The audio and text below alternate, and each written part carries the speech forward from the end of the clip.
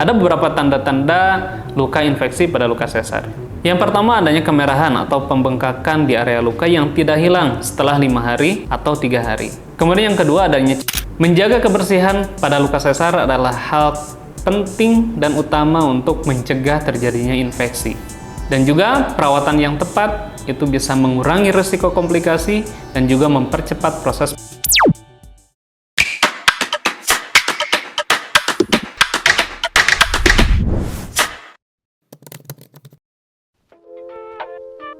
Halo Bunda, setelah melahirkan dengan operasi sesar, ada beberapa hal penting yang harus diperhatikan, yaitu menjaga agar bekas jahitan atau luka tetap bersih dan terhindar dari infeksi.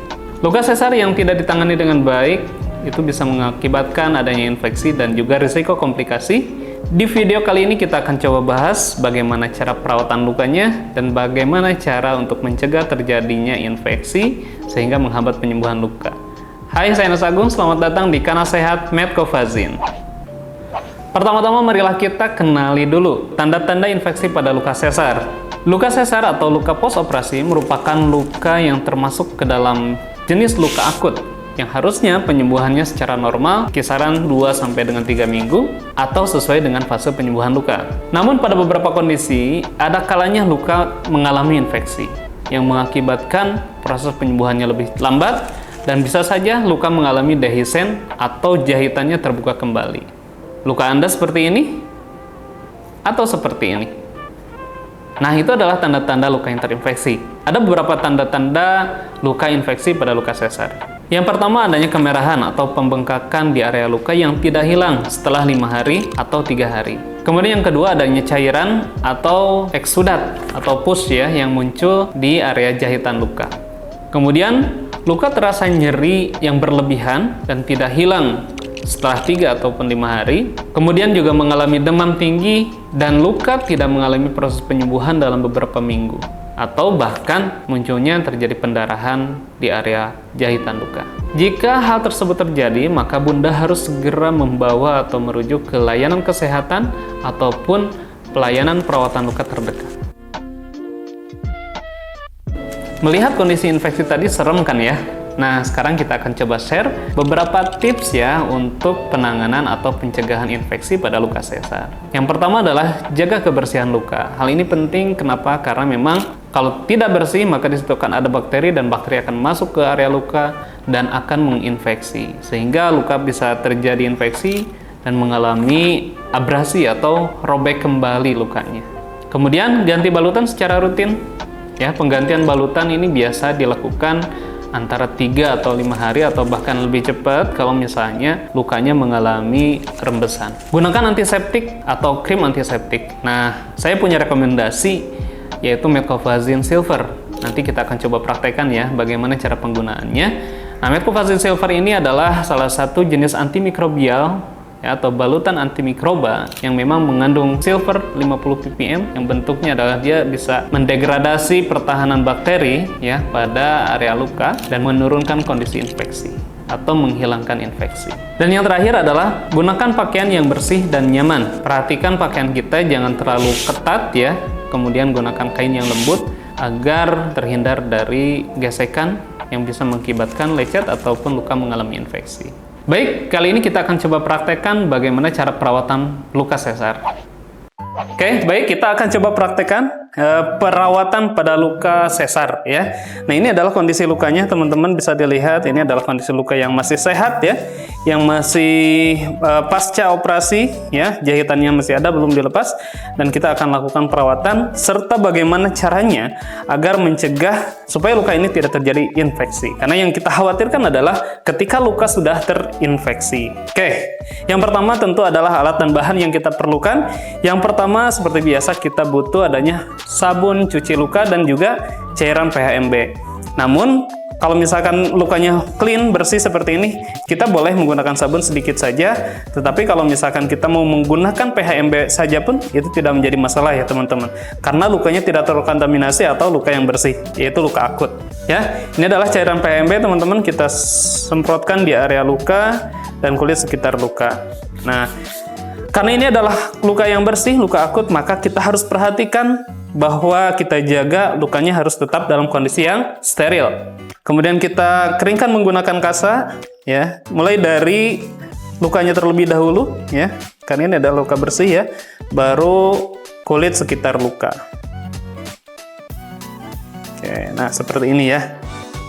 Oke. Kalau misalkan dirasa belum cukup, boleh diulangi lagi langkahnya, ya. Tapi kalau udah cukup, kita lanjutkan ke tahap yang kedua, yaitu perencanaan perawatan, ya.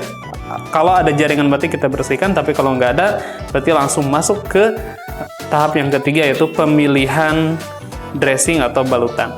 Nah, untuk kondisi luka sesar ataupun luka post operasi yang lainnya sama, kita gunakan yang pertama adalah padding atau bantalan absorben, ya teman-teman, karena dikhawatirkan nanti ada cairan atau eksudat. Nah, biasanya absorben bisa kita menggunakan kasa atau kita menggunakan kalsium alginate. Nah, seperti ini.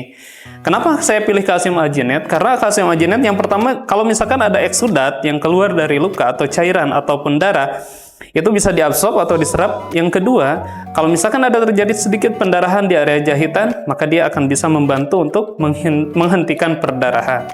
Yang selanjutnya, saya akan coba menggunakan transparan film, ya.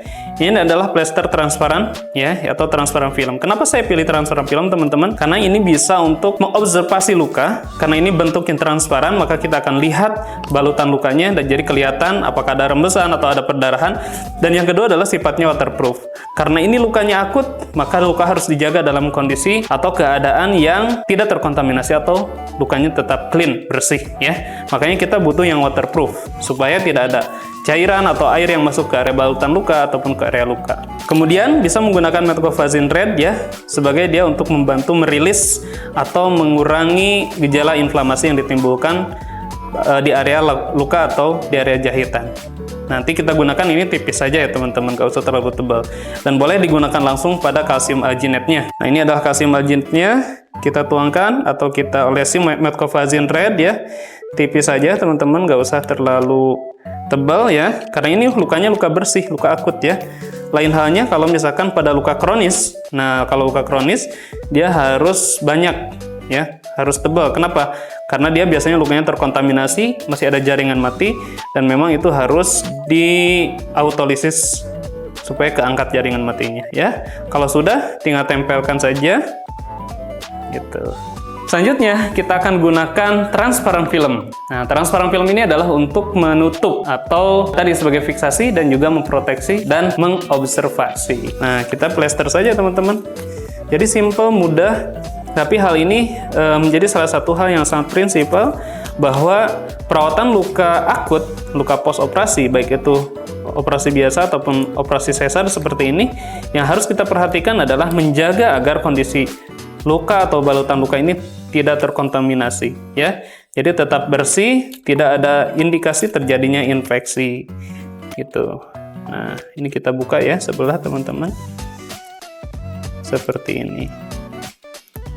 Jadi ini transparan bentuknya, ya,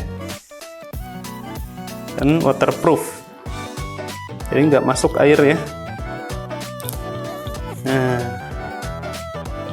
gitu. Oke,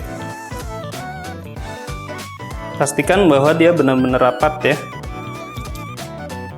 Oke, setelah itu kita lakukan penggantian balutan dan kita edukasi selama di rumah nggak boleh kena air, atau misalnya boleh kena air tapi sedikit saja, jangan yang terlalu basah, ya. Misalkan pasiennya mandi, boleh mandi tapi hanya sebentar saja air mengalir di area luka. Jadi dia akan melewati si transparan filmnya ini, jadi nggak tembus, nggak sampai ke dasar luka gitu teman-teman, ya. Jadi boleh mandi, boleh kena air sedikit, ya.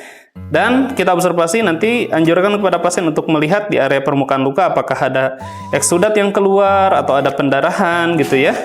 Nah, nanti kalau misalkan ada tanda-tanda seperti itu, boleh kita observasi dan kita ganti balutannya, ya.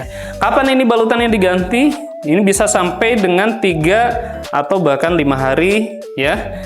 Tergantung daripada kondisi balutan luka ini sendiri. Apabila misalnya ini ada tanda-tanda rembesan, keluar cairan, ya, atau misalkan basah, nah ini biasanya kita ganti Mungkin kurang dari 3 hari, 2 atau sehari sekali juga bisa kita lakukan. Oke, itu saja untuk perawatan luka sesar. Terima kasih.